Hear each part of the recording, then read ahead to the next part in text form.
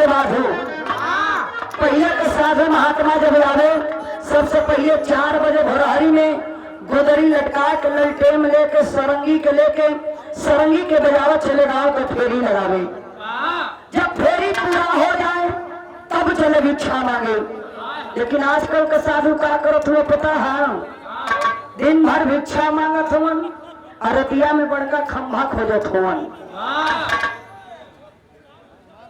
दिन भर भिक्षा मांगत हुवन, अरतिया में बड़का खंभा खोजत हुवन।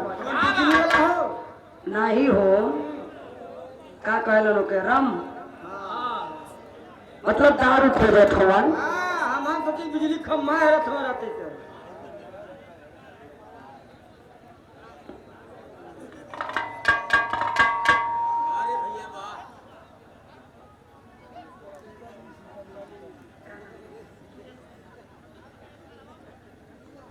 और ये बहुत ही सुंदर गायिका किरण उजाला अभी उभरती हुई कलाकार हैं इसी क्षेत्र से।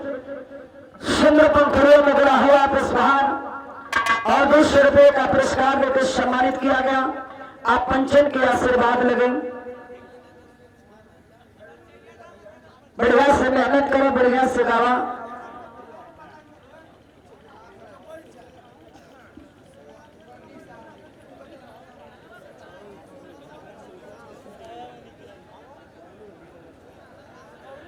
लेकिन जोगी बाबा जब चले गाँव तो फेरी लगावत के वो गीत गावे जो कहा जा रहा भोरहरी के गीत। कैसे गावे?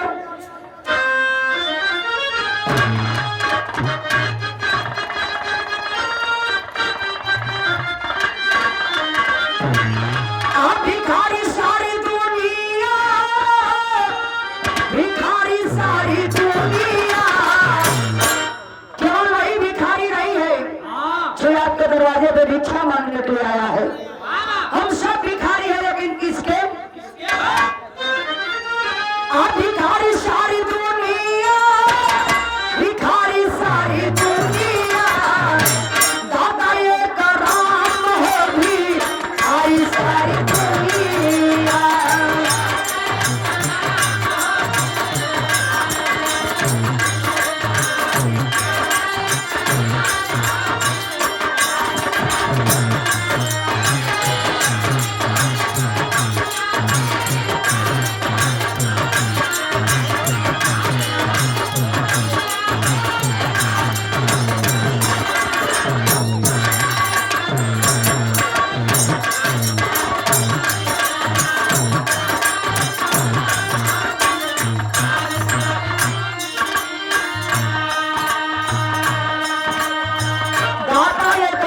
भिखारी सारी दुनिया, हम सभी भिखारी हैं, लेकिन उस परवरदिगार उस प्रभु के भिखारी है।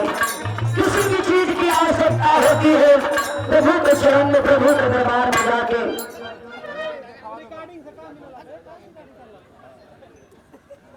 प्रभु से मांगते हैं कि यदि ये इच्छा हमारी पूरी हो जाएगी तो आपके दरबार में आके 5 किलोमीटर श्रद्धा भाव भक्ति से चढ़ाएंगे। इसलिए हम सभी भिखारी हैं, लेकिन उस परवरदिगार प्रभु को। और ये बहुत ही सम्मानित मनोज रेडियो वीर अहिर साउंड सर्विस, मऊ पड़ल है आपका घर ना, मऊ की धरती से बहुत ही सुंदर है आपके साउंड सिस्टम में। आपके साउंड सिस्टम के कोनो जोड़ नहीं थे और उससे बड़ा कि आपके कोनो जोड़ नहीं थे। बहुत बढ़िया साउंड सिस्टम आई भैया की तरफ से 100 रुपए का पुरस्कार भैया के बहुत बहुत प्रणाम। और ये आराध्या फास्ट फूड कहाँ से? बहलोरपुर से शैलेंद्र यादव 21 रुपए का पुरस्कार भैया बहुत बहुत प्रणाम। तनी आप लोग साइडे रहा, उनका मशीनिया छोड़ दम। हाँ, मशीन उनको छोड़ के तनी साइड में रहा लो। लेकिन ऐसे सुंदर कवि जी भाव लिख रहा, बहुत ही सम्मानित आप जयराम यादव लेख चरण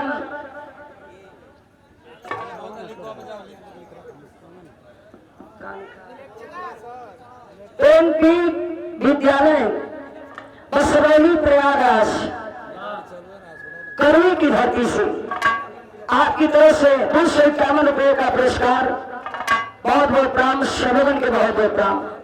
लेकिन ऐसा सुंदर कवि जी भाव में लिखा रहा, कहा जा रहा जब इस शरीर से प्राण निकलेगा, ये आत्मा जब प्रभु के दरबार में प्रभु के सत्संग में जाके हाजिरी लगावेला, आत्मा रूपी इंसान से प्रभु के वो सवाल होला।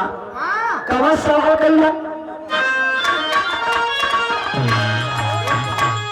धरती पे भेजली तो के आदमी बनाई के, धरती पे भेजली तो के आदमी बनाई के, का कइला काम हो जा गतिया में जाई के।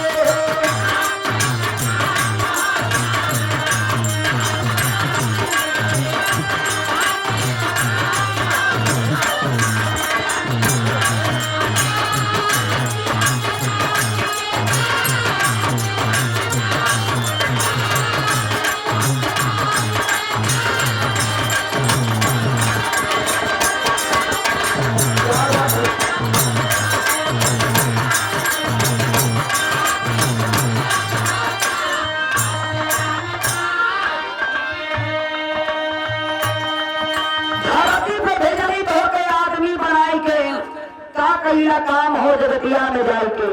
बहुत ही सम्मानित आप अशोक कुशवाहा, बड़े ही शानदार प्रधान, धनेशपुर की धरती से जखनिया प्रथम से जिला पंचायत पद के प्रत्याशी, दावेदार युवा भावी प्रत्याशी आप 500 रुपए का पुरस्कार हुआ के बहुत बहुत प्रणाम, शबोधन के बहुत बहुत प्रणाम।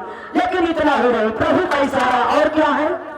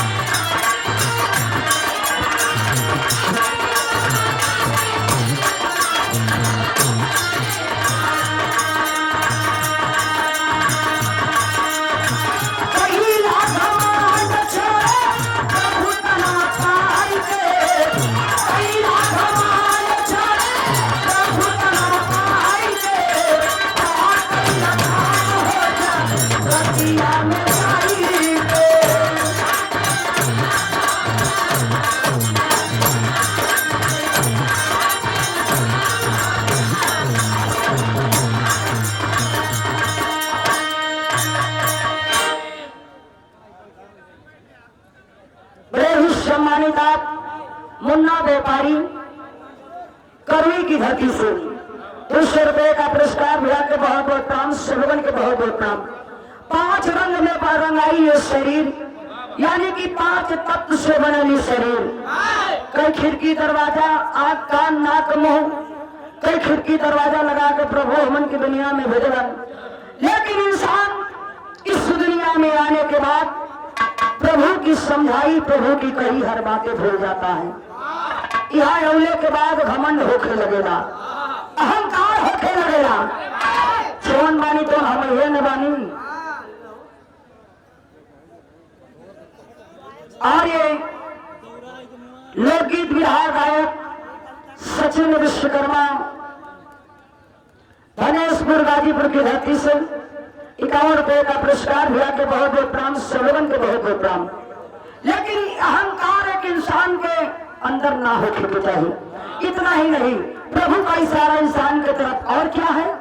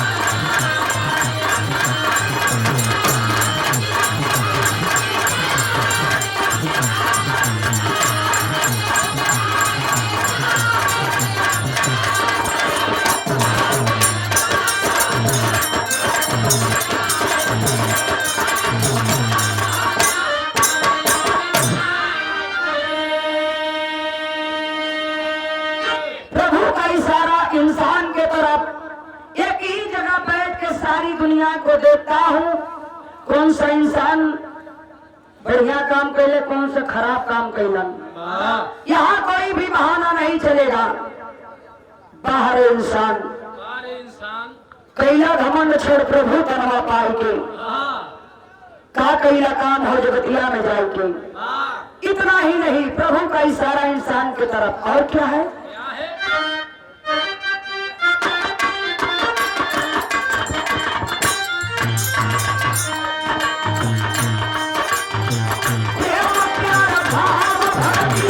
कैला ना भजनिया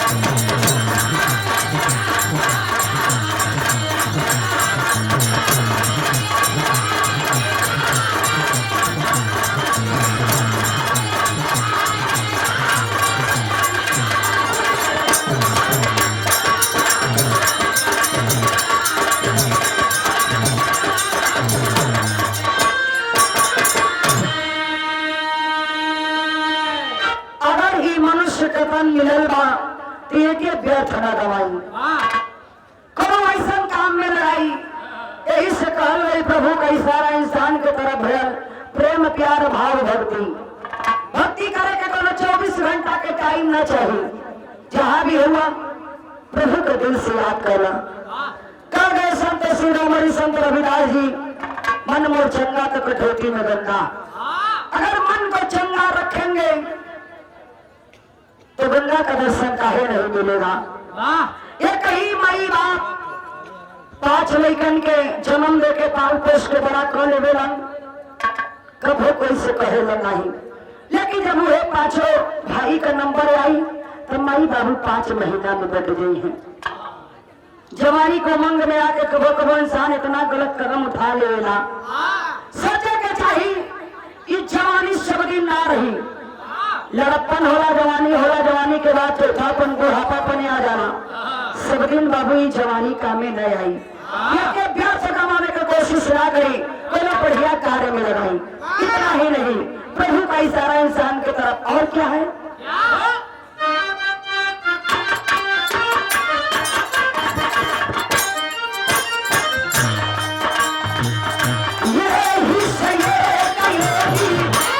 में तू रहता राम,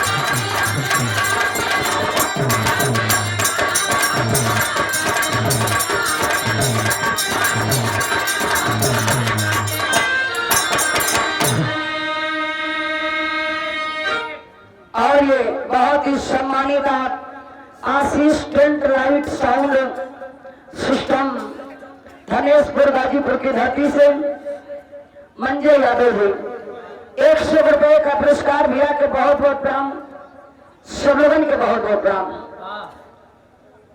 कहा जाला अगर दूसरे के साथ गलत कर रहे हैं, दूसरे के लिए अगर गड्ढा खोद रहे हो, इतना ध्यान देना चाहिए कि एक ना एक दिन उसी गड्ढे में तुम भी जाके गिर सकते हो।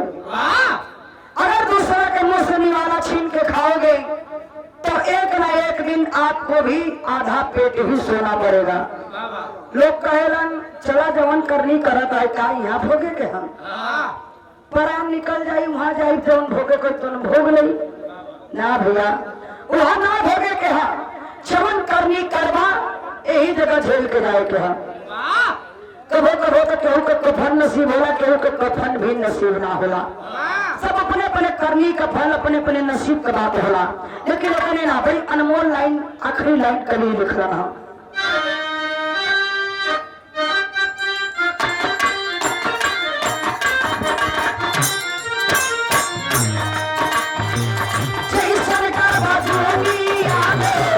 कर्म के कमाई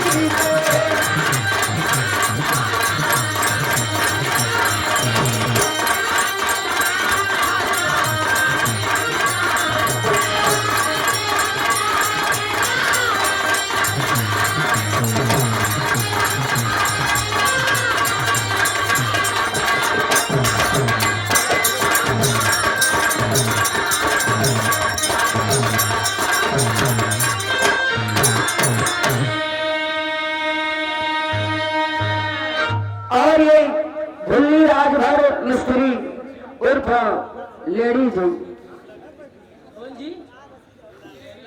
लेडी उनका टाइटल हम 51 रुपए का पुरस्कार भैया के बहुत बहुत प्रणाम, सब लोगन के बहुत बहुत प्रणाम। जैसन कर्मा दुनिया में कर्म के कमाई वैसे ही तेरे पाहुर मिले वैसे ही विदाई ले जाइए कहरवा तो के चरड़िया उड़ाई के का कैला काम हो जगतिया में जाए के। एक ज्यादा रुपया कमाए वाला के भी चारे कहार मिलके श्मशान घाट ले गई हैं और एक कम पैसा कमाए वाला के भी 4 ही कहार मिलके श्मशान घाट ले गई। और ये रीता देवी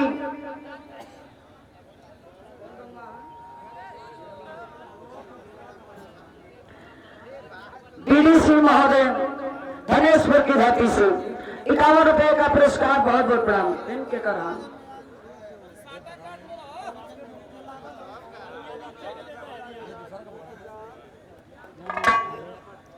आखिरी प्रमाण में गुरु घराने का परिचय का कहना बा।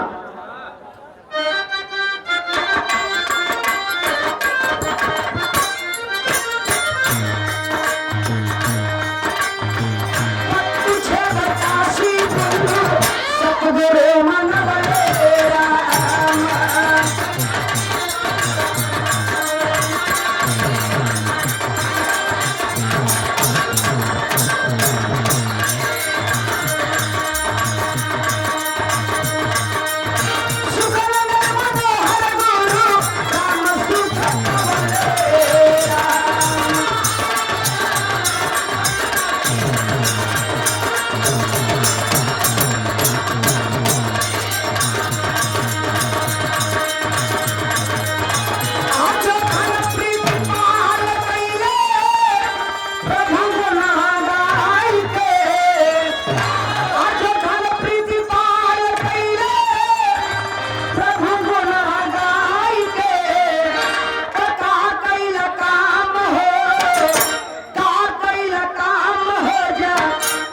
रतिया में जाई के